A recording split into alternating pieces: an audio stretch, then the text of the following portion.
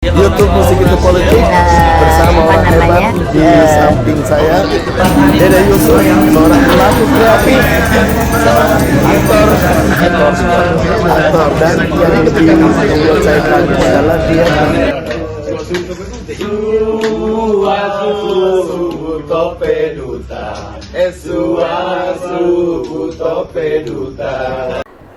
Baku Dapa ulang lagi dengan saya Amin Abdullah atau dikenal juga dengan Muhammad Amin di channel YouTube Musik Itu Politik, dan lebih spesifik lagi di segmen Baku Dapa. Nah, orang timur tuh kalau Baku Dapa itu kayak ketemu gitu, baku itu saling, dapat itu ya dapat. Jadi kita nih ketemu nih. Saya perkenalkan narasumber kita. Yang pertama Ibu Eka Dalanta, Tim Kreatif Akselerasi Penerbitan Danau Toba. Boleh disapa dulu? Halo semua. Oke. Yang kedua adalah Sagittarius Marbun sebagai salah satu penulis di buku yang produk dari pendampingan akselerasi di Danau Toba, Mbak Sagittarius Marbun. Halo, gitu aja dia. Oke, ya, kita mulai dari Mbak Eka Dalanta dulu nih.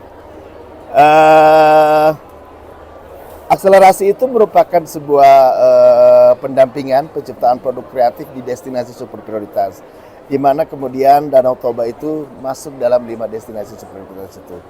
Kita mendatangkan, kalau nggak salah dulu Pacar Merah ya, dan Ibu juga salah satu ya. Bersama dengan. Nah, Bu, prosesnya seperti apa, dan tentu saja ada dinamika romantika ya Bu. Boleh nggak dicerita Bu? Sampai lahir sebuah buku kisah-kisah dari Gunung Toba. Ya, jadi kalau memang akselerasi penerbitan Danau Toba itu prosesnya panjang juga ya Pak ya, panjang. Ya. Karena berapa kan tahun ya?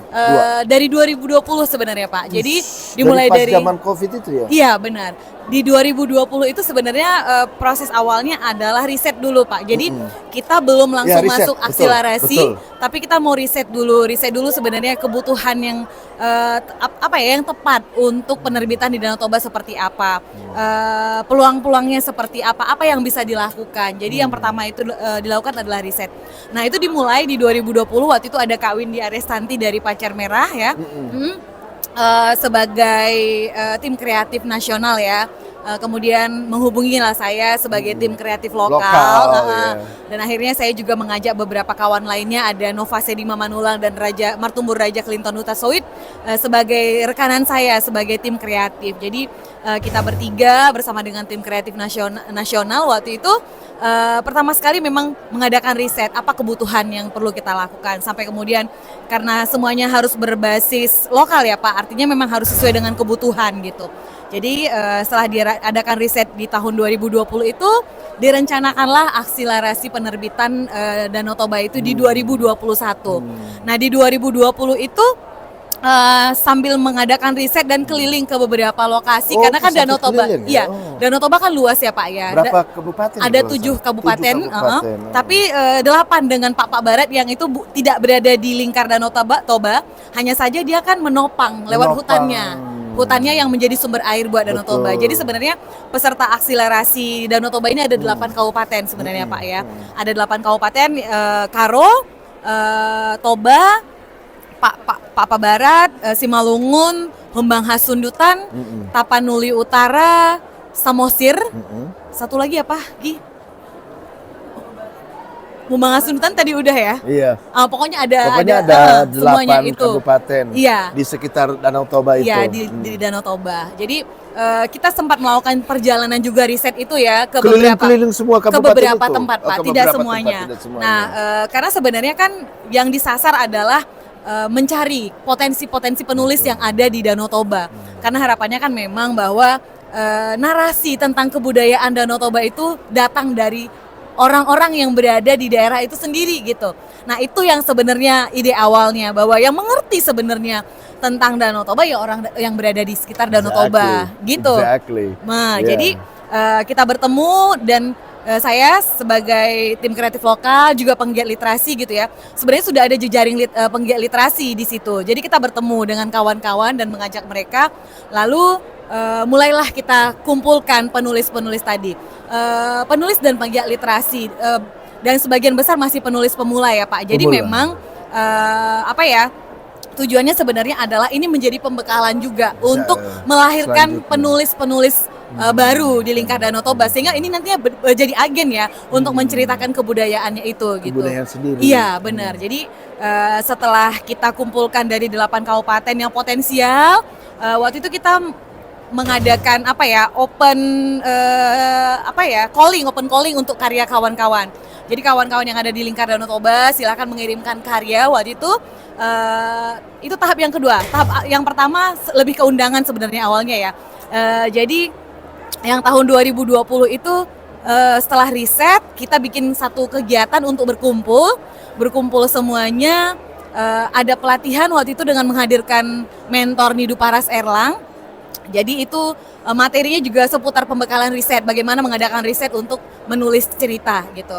Nah, lalu masuk di 2021 mulailah akselerasi tersebut. Kita mulai dengan open call karya. Dan sebelum akselerasi ini sebenarnya tunggu sebentar. Sebelum open call, tadi katanya melakukan riset ya? Iya. Dan kemudian semacam pemetaan potensi dari penulisnya itu apa saja? Iya. Boleh dicerita dulu nggak sebelum open call? Apa kesimpulan dari riset itu? Nah ini dia Pak, saya tadi memang agak melewatkan ya. Agak lewat. Dan saya tunggu-tunggu tadi itu. Iya benar-benar. Jadi setelah riset itu sebenarnya pembekalan bagaimana menggali potensi-potensi narasi-narasi budaya yang ada di sekitar kita gitu ya untuk menjadi sebuah karya. Nah ketika pertemuan itu sebenarnya ada kesepakatan ya dengan teman-teman yang hadir, kita membuat satu komunitas ya Pak ya. Jadi goal dari yang hasil dari pertemuan yang pertama itu terbentuknya lah satu komunitas. Oke, itu salah satunya. Ya, hasil namanya, survei itu membuat ada komunitas. Iya, namanya komunitas Pena Lingkar Toba. Pena Lingkar Toba. Iya, dan itu yang akhirnya terus kita berjalan. Nah, setelah riset itu komunitas Pena Lingkar Toba berjalan, akselerasi belum berjalan, kita sudah mulai melakukan kegiatan. Bahkan belum akselerasi sudah ada kegiatan akibat dari riset itu. Ya, benar. Jadi kita mengadakan diskusi bulanan tentang buku. Jadi sebenarnya kan kalau menjadi penulis kan sangat penting punya wawasan yang luas, punya perbendaharaan kata, punya pengetahuan gitu ya Pak ya. Jadi memang diskusi yang kita lakukan setiap bulan itu adalah diskusi buku-buku sastra, karena kan memang ingin menjadi penulis, jadi harus dibekali. Nah, salah satu pembekalannya adalah secara mandiri melakukan kegiatan diskusi. Dan kemudian secara mandiri juga waktu itu kita mengadakan kelas-kelas juga. Jadi belum mulai akselerasi kita bikin kelas cerpen juga Pak, dengan sumber daya dari kita semua. Nah, ini kan sudah ada penulis-penulis yang sudah berkarya. Jadi sebelum akselerasi sudah ada workshop cerpen begitu. Iya, jadi teman-teman mulai bikin kegiatan, bikin kelas cerpen gitu. Dan akhirnya di kelas cerpen itu juga kita menimbulkan ide tentang mitos-mitos yang ada di Danau Toba. Karena kita melihat salah satu potensi besar di Danau Toba itu adalah mitosnya sendiri gitu. Nah, seperti kita ketahui kan di Danau Toba itu ada beberapa subsuku ya, ada suku. Enggak hanya Batak Toba, tapi ada Batak Toba, ada Karo, ada Simalungun, ada Pak gitu ya. Dan semuanya ini kan punya karakteristik sendiri, punya keunikan sendiri, punya budayanya sendiri juga gitu, dan punya mitosnya sendiri. Nah, kita melihat mitos itu sangat menarik gitu ya. Ini kan ingatan-ingatan memori kolektif ya, memori kolektif gitu. Dan ini yang mau kita gali. Jadi berangkat dari kelas cerpen tersebut sudah mulai menulis tentang mitos. Nah, ketika akselerasi dimulai, nah diskusi dengan tim kreatif dari nasional juga. Apa yang mau kita lakukan? Ya udah, kita berangkat dengan mitos-mitos tadi juga yang ternyata sudah sangat dekat dengan kita dan sudah mulai kita gali gitu. Jadi kita open call kawan-kawan penulis di seluruh lingkar Danau Toba, tidak hanya yang sudah mengikuti riset, tidak hanya yang sudah bergabung di komunitas Pena Lingkar Toba, tapi terbuka buat siapa saja. Nah, open call, mereka kirim karya, sampai kemudian kita memilih ada 33 karya waktu itu ya awalnya ya.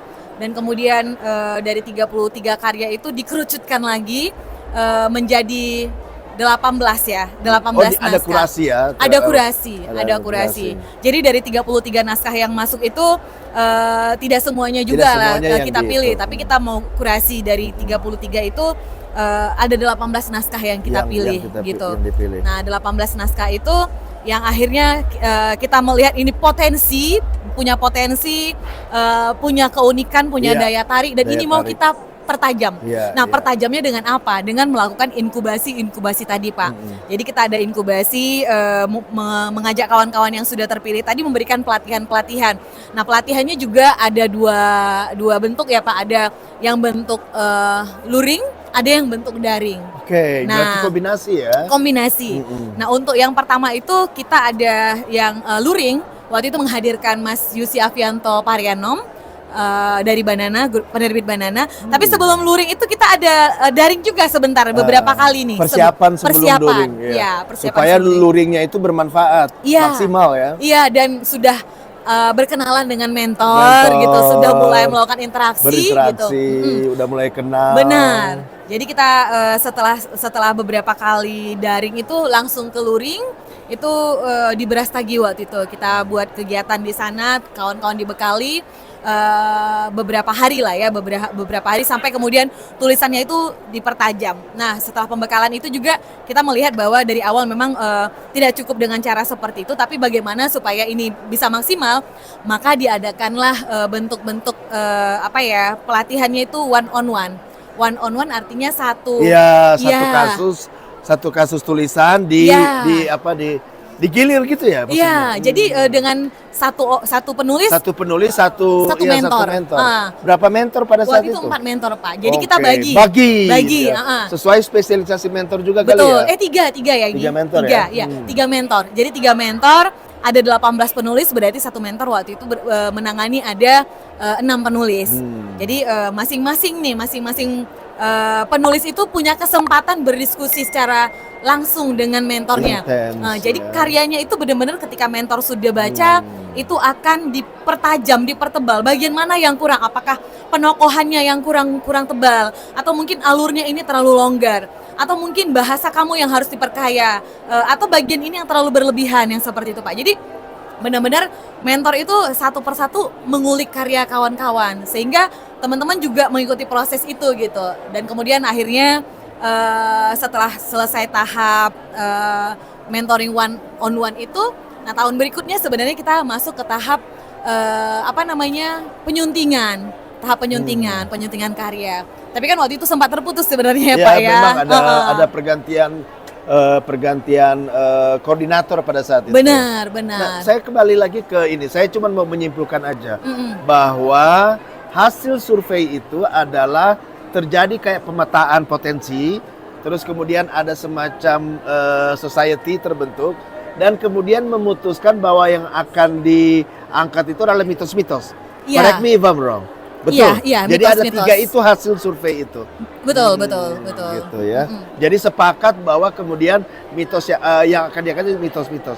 Pertanyaan saya, apakah satu mitos atau berbagai mitos? Iya. Nah, karena kita juga punya keberagaman, nggak hanya satu etnis tadi kan, Pak. Banyak iya, gitu. banyak. Tentu mitosnya juga banyak. Nah, mitos antara Toba dengan Pak itu kan berbeda.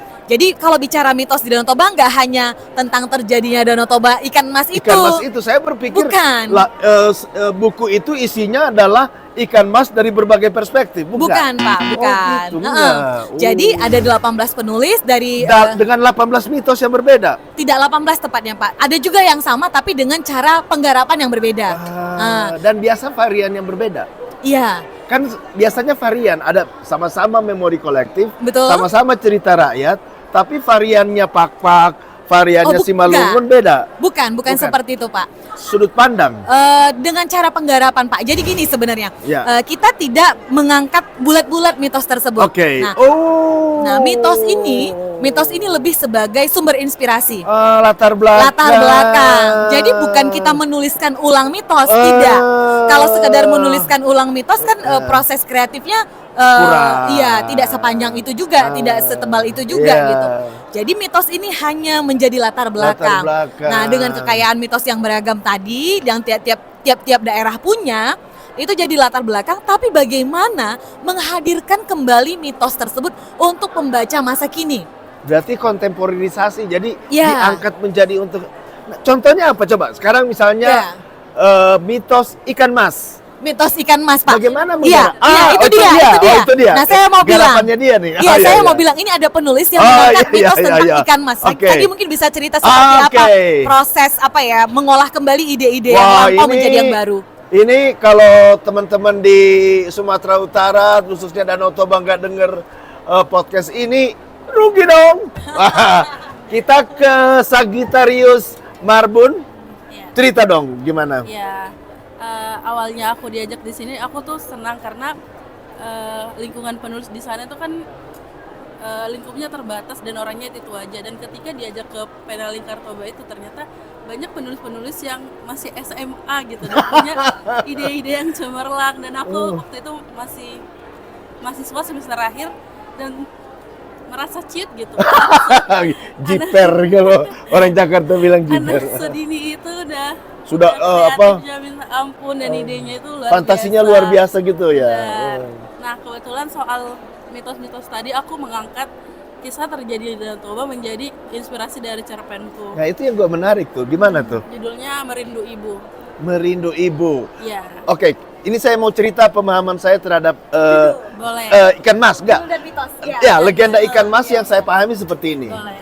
Jadi ada seorang nelayan ketemu dengan seorang putri kalau nggak salah ya. Correct me if I'm wrong. Terus ternyata dia adalah jelmaan dari Dia mancing dulu Pak, dia dapat ikan mas. Oke. Oh gitu, dia mancing dulu. Itu ternyata jamaan putri. Iya, jamaan putri. Terus begitu dia ini berubah jadi putri, menikah.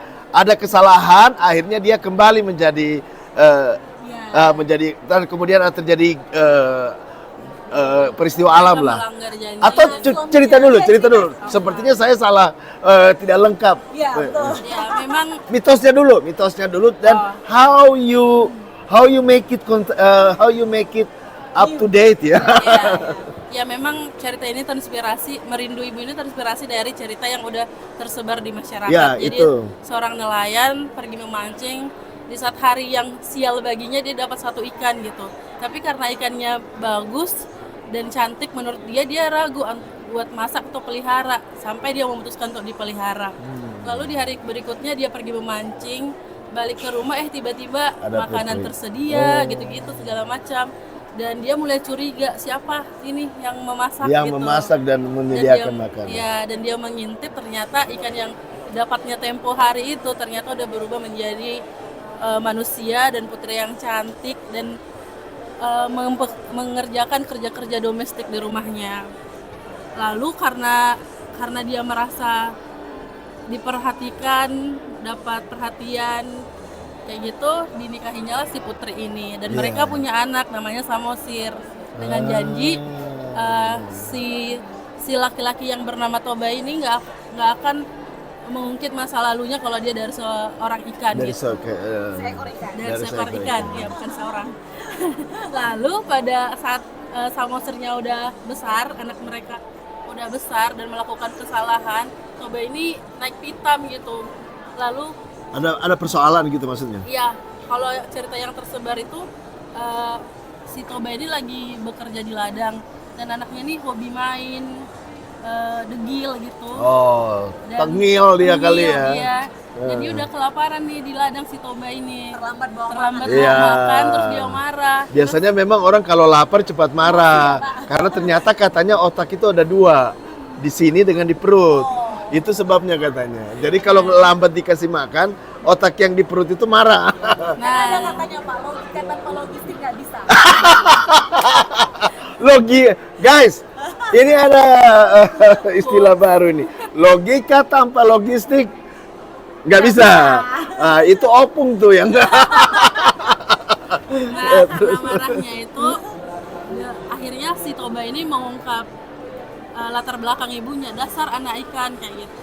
Dan si Samosirnya tersinggung, nggak dia nanya, masa aku dibilang anak ikan? Ternyata ibunya marah, kenapa kamu melanggar janji kan kita? Iya.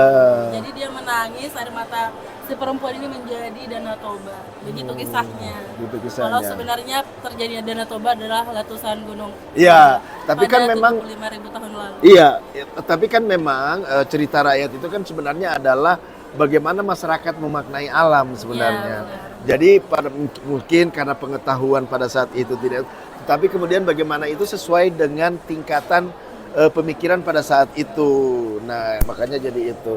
Nah, oke, sekarang kita paham. Terus Samosir anaknya itu menjadi pulau, berarti. Iya. Ya. Toba itu nama ayahnya itu yang menjadi kawasan danau ya. Oke. Bagaimana Anda bisa Mbak Sagittarius bagaimana mereinterpretasi lagi ya, menginterpretasikan kembali lah dari cerita itu terus kemudian mencari ibu gitu. Apa mencari ibu ya? Merindu ibu. Merindu ibu. Oke, bagaimana? Jadi kisah ini diambil dari Masih nyala kan? Masih. Oke. Diambil dari sudut pandang anak umur 5 tahun.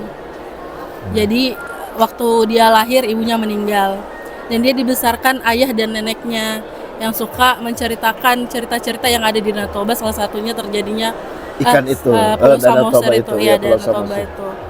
Nah, karena terinspirasi dari cerita itu, karena cerita itu selalu didongengkan sama neneknya, jadi dia terngiang-ngiang kayak gitu.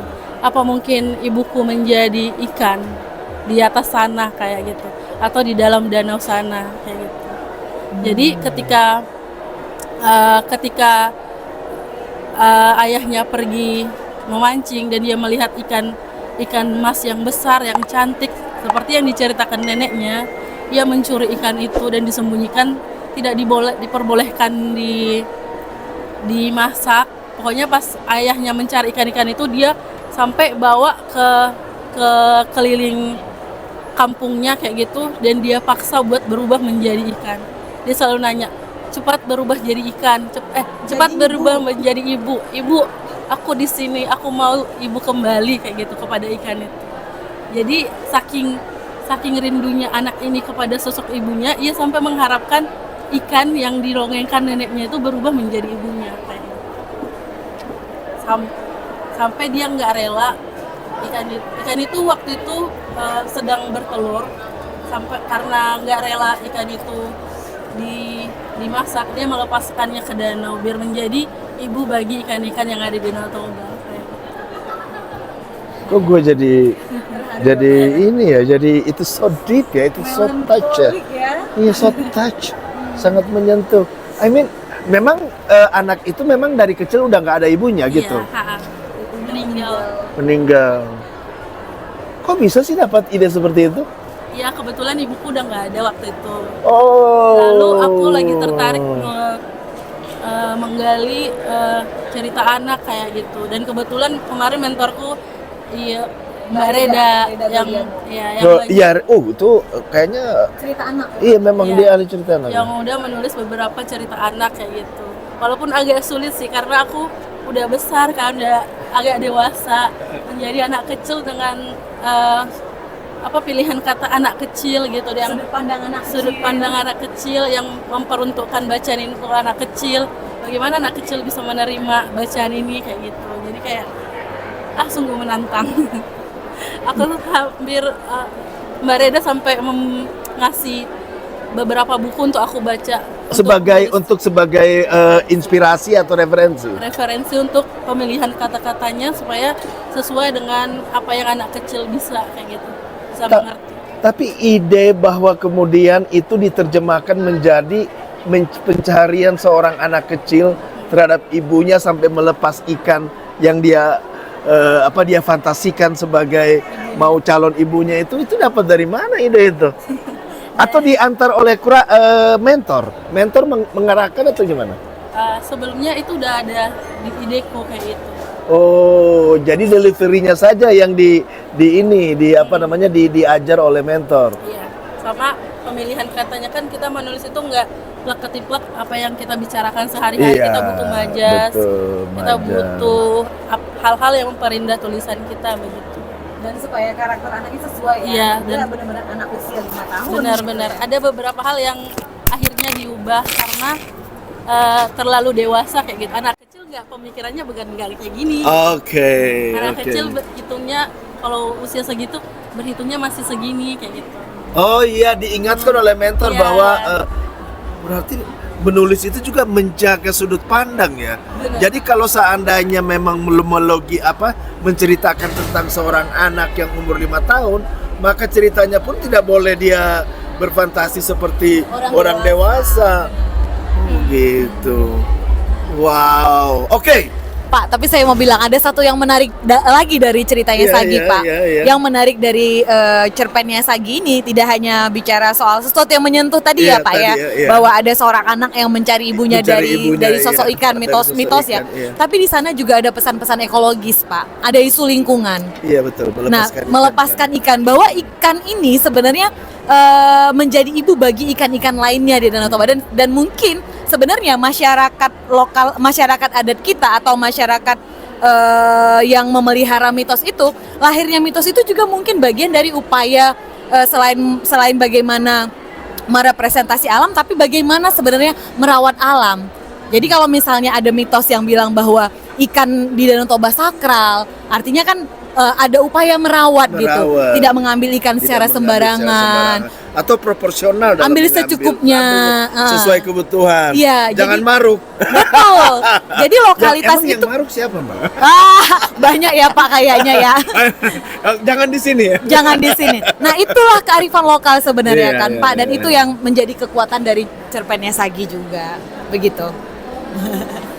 Well, saya tidak menyangka podcast ini, maksudnya wawancara ini kita ini, tapi kemudian kok sampai sekarang kok masih ini ya, masih agak membekas ke saya ya, karena memang saya juga tapi saya sudah agak-agak dewasa sih, ditinggal ibu.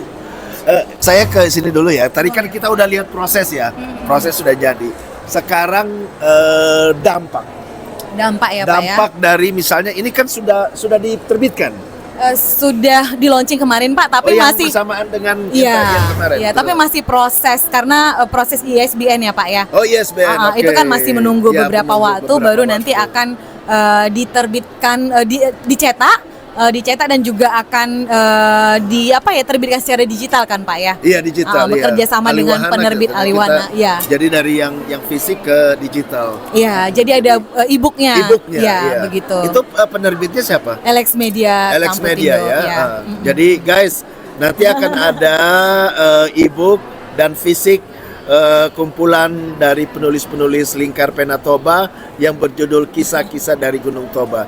Nanti rencananya juga akan dijual di toko-toko buku. Nah, itu masih kita tunggu Masih kita info tunggu, kelanjutannya oke. Pak. Tapi harapan kami gini Pak, teman-teman yang ada di Pena Lingkar Toba, akselerasi itu adalah pemantik ya Pak ya. Oh, diakui sebagai pemantik. Iya, karena kan Terima kasih. komunitas ini kan terbentuk setelah ada mulai ide akselerasi digelontorkan gitu kan Pak.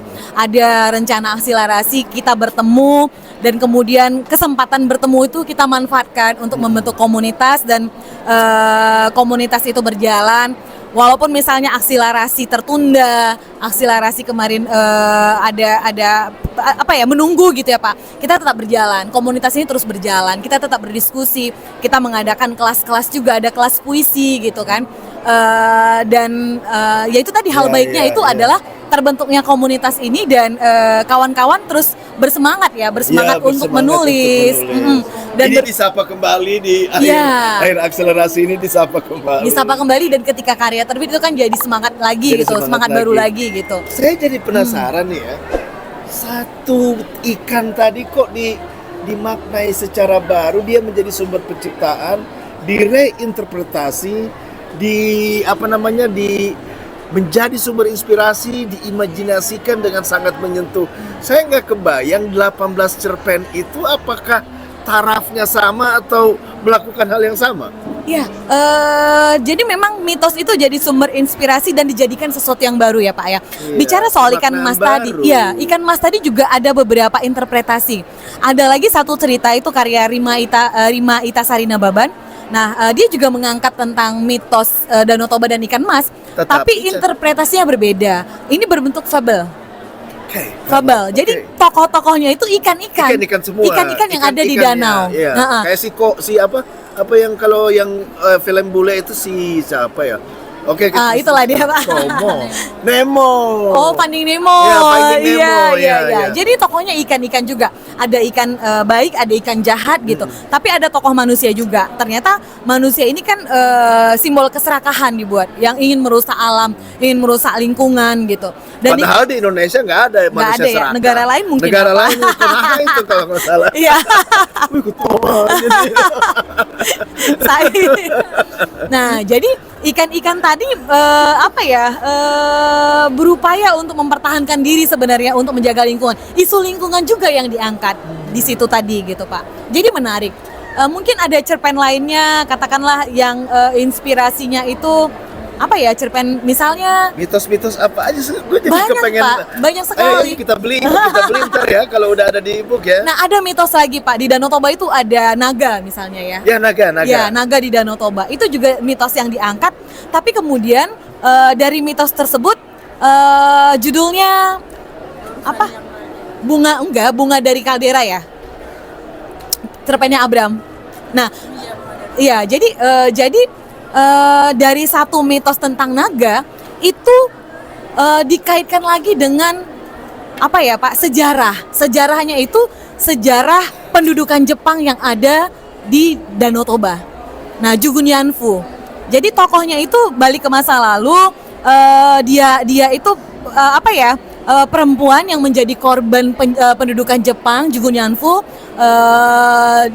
disiksa gitu ya.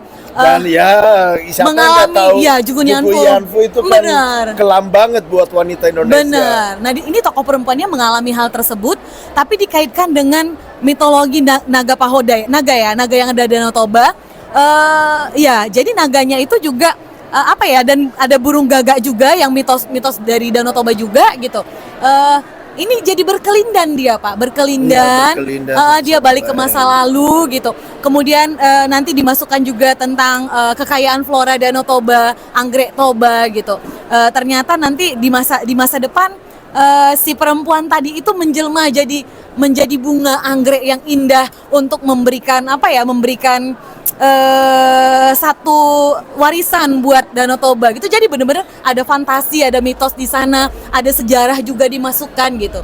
Jadi bagaimana mengemasnya ini menjadi sesuatu yang baru. Nah, upaya-upaya seperti itu yang dilakukan oleh kawan-kawan yang menulis cerita di buku ini, Pak. Ada 18 cerita. Luar begitu. biasa. Itu kita perlu mengapresiasi bagaimana penulis-penulis di sekitar Danau Toba itu kemudian menerjemahkan kembali atau menjadikan mitos-mitos mereka menjadi sumber inspirasi dan menafsirkannya secara baru. Jadi dampaknya komunitas sudah terbentuk, ini rencana sudah mau launching, tinggal menunggu ISBN, akan menjadi produk buku untuk sementara. E-book ya. Nanti akan berikutnya kita akan berupaya juga, Pak, supaya buku yang sudah terbit ini nanti akan dibicarakan. Kita mau mengadakan diskusi-diskusi juga.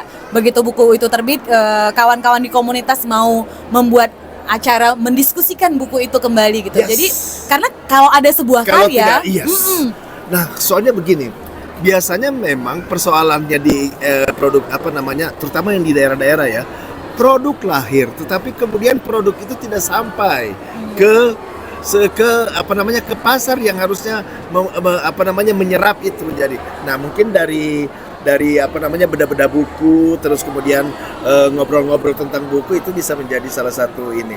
Nanti kita ada closing statement terakhir, tetapi saya kesini dulu ya sebagai penulis ya. Ini jadi akselerasi sudah membuat Mbak Sagita terus terang saya agak touch ya dengan itu tadi ya, merindu ibu ya. Iya, logika anak 5 tahun banget ya. Bagaimana dia jaga gitu. Ini lucu banget. Nah, apa yang mau dilakukan selanjutnya? Merindu Ibu adalah pemantik, karena ini adalah buku aku yang pertama. Selanjutnya bakalan ada buku-buku. Cerpenmu yang pertama. Iya, cerpen yang pertama dan dibukukan. Cerpen-cerpen sebelumnya ada tapi tidak menjadi buku kayak gitu. Adanya di media online. Hanya punya apa? Blog? Blogger. Ada apa? di blog dan ada di situs-situs online kayak gitu. Oke. Nah, ini adalah cerpen yang dicetak ke buku pertama. Selanjutnya bakalan ada cerita-cerita selanjutnya yang di dalam nama Tuhan dicetak dan akan selalu mengangkat cerita-cerita Danau Toba. Ada banyak kejadian di Danau Toba sana, baik yang mengangkat isu politik, sosial, budaya terutama mitos-mitosnya yang kaya kayak gitu. Dan itu perlu kita kasih tahu ke seluruh dunia kalau Danau Toba itu kaya, dan salah satunya cara kita mengasih tahu itu adalah dengan mengemasnya menjadi cerita yang bisa diterima oleh orang-orang kayak gitu. Karena banyak pelajaran-pelajaran yang aku sendiri dapatkan itu, sejarah yang aku dapatkan itu dengan aku membaca cerita, bukan dari aku baca buku diktat misalnya kayak gitu, tapi aku dapatnya dari cerita yang bisa mengena dan mudah aku terima kayak gitu. Oke, last word masing-masing dari Mbak Eka Dalanta, apa yang kata-kata the last word yang ingin dikatakan, dan mungkin juga harapan terhadap pemerintah atau mungkin juga dari Pentahelix gitu ya, kan Mbak Eka pelaku ya, mungkin dari Pemda setempat ataukah pemerintah Kemenparekraf, Kemendikbud, ada Kemenpora, ada Perpustakaan Nasional, silakan. Last word nanti last word. Akselerasi itu kan sebenarnya goalnya adalah membentuk satu industri penerbitan dari hulu ke hilir, mulai dari penulisnya sampai kemudian ada editor, ada penerbitan, bahkan semua orang yang terlibat dalam industri itu tumbuh. Itu kan goal sebenarnya. Nah, ini kan belum tercapai ya Pak ya. Jadi masih ada PR sebenarnya. Harapannya akan ada kelanjutannya lagi gitu. Artinya cita-cita itu terus dikejar gitu, terus diwujudkan supaya penerbitan di Danau Toba itu ya benar-benar terbentuk terjadi gitu. Sekarang penulis-penulisnya sudah didorong, sudah ada penulis baru sudah mulai tumbuh, dan penulis-penulis baru ini kan supaya bisa terus ada, terus berkembang, ini kan butuh satu ekosistem gitu. Jadi ekosistem itulah harapannya bisa disupport ya oleh Kemenparekraf, oleh pihak-pihak yang punya wewenang juga di situ dan punya kuasa dibilang ya untuk melakukan itu gitu, punya anggaran untuk itu. Ya, katakanlah Pemda juga ini. Pemda juga sebenarnya kan luas ya. Kalau di Danau Toba ada 7 kabupaten tadi, artinya perhatian untuk masing-masing Pemda ini kan belum ada juga secara khusus untuk penerbitan itu sendiri, mungkin karena industrinya belum terbentuk gitu Pak. Jadi harapannya ya memang kegiatan-kegiatan seperti ini bisa dilakukan secara berkelanjutan gitu, sehingga bisa terbentuklah industrinya itu. Teman-teman penulis ini kan menjadi salah satu ujung tombak untuk mencatat dan menarasikan kebudayaan tadi. Nah, siapa lagi yang akan menceritakan tentang kita kalau bukan kita sendiri gitu. Kalau kita nggak punya kemampuan untuk itu, orang lain yang akan melakukannya. Maka supaya itu bisa dilakukan oleh kita, ini tadi perlu dibekali gitu. Ini baru ada 18 penulis kan gitu. Masih butuh lebih banyak lagi. Jadi harapannya ya semua bisa terlibat untuk melahirkan penulis-penulis yang baru, sehingga ya bisalah segala narasi tentang kita yang sangat kaya itu bisa kita ceritakan. Mungkin itu saja Pak. Terima kasih Mbak Sagita. Iya, sama kayak Kak yang disampaikan Kak Eka. Danau Toba itu butuh banyak penulis untuk mencatat hal-hal yang ada di Danau Toba kayak gitu. Dengan adanya akselerasi, semoga dan akan menjadi pemantik kami di sana untuk tetap berkarya, untuk tetap mencatat hal-hal yang sebelumnya orang tua kami tidak catat. Jadi ini menjadi bekal kami buat anak cucu kami, buat penerus untuk menjaga Danau Toba supaya tetap budayanya terjaga, alamnya terjaga, hal-hal yang dulunya orang tua kami jaga tetap terjaga sampai nanti. Oke. Melankolis banget ini adalah podcast saya yang cukup touch ya. Saya baru ini dari sekian banyak podcast baku dapat di channel YouTube Musik Itu Politik, baru ini agak touch. Saya menangkap harapan dari teman-teman di Toba, penulis di Toba terhadap Kemenparekraf dengan program akselerasinya. Saya menangkap harapannya begitu besar. Namun memang seperti yang kita diskusikan tadi ya di tempat utama, bahwa mungkin ternyata memang pendampingan itu tidak sesederhana yang dibayangkan. Begitu banyak persoalan, political will dari pemerintah, dari pengambil kebijakan, anggaran yang ya kalau boleh jangan dipotong-potong gitu ya, nggak perubahan-perubahan kebijakan. Cuman yang perlu juga mudah-mudahan dari podcast ini kami berharap teman-teman instansi-instansi yang berwenang, baik itu instansi maupun komunitas atau perusahaan-perusahaan atau apapun yang bisa membantu penulis-penulis itu, Kementerian Pariwisata Ekonomi Kreatif, Direktorat Musik Film dan Animasi di mana penerbitan ada di dalamnya tidak cukup untuk membantu untuk pendampingan seperti ini. Oleh sebab itu melalui podcast ini mungkin kita bisa membantu penulis di Toba, sebagaimana juga yang ada di Labuan Bajo malah bukunya sudah dijual di ini Mbak. Bukunya itu sudah bukan dijual, sudah ditempatkan di bandara. Ya. Mungkin apakah Pemda di sana bisa membukukan itu dan tidak perlu dulu untuk dikomersialkan, tetapi minimal mengisi destinasi super prioritas didapat di bandara atau sehingga orang bisa baca sambil menunggu pesawat atau ditaruh di di penerbangan yang menuju di si Borong-Borong ya. Iya. Iya. Saya kira itu Silangit ya. Ya, saya kira itu saja yang bisa truly saya touch banget loh dengan cerita ini. Sukses ya, maksudnya sukses ya. Sukses Mbak Eka, sukses Mbak Sagita. Ya, baku dapat ulang dengan saya Amin Abdullah dan Mbak Eka Dalanta dan Sagitarius Marbun di channel YouTube Musik Itu Politik, terutama dalam segmen Baku Dapa. See you.